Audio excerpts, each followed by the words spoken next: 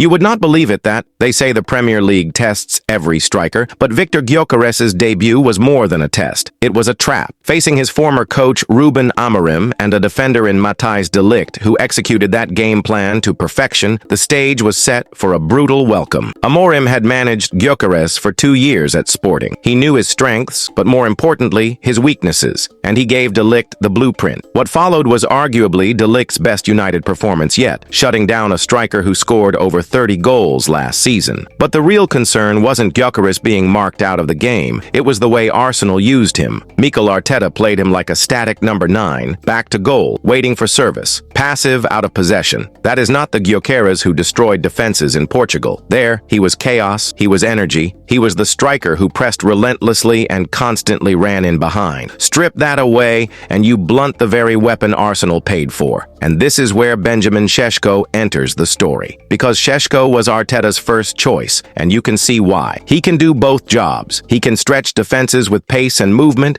but he can also play as a traditional 9 when the system demands it. United signed that player. Arsenal didn't. Already the contrast is clear. Amorim has a striker who fits his vision, a striker who gives him flexibility. Arteta has a talent who risks being misused. Gyökeres is too good not to come good, but unless Arteta adapts, Arsenal may never see the best version of him. And on debut day, it felt like a double win for Manchester United. Amorim beat his former player on the pitch, and Šeško proved why United's gamble may end up being the transfer that tilts the balance of power. Drop your thought in comments section.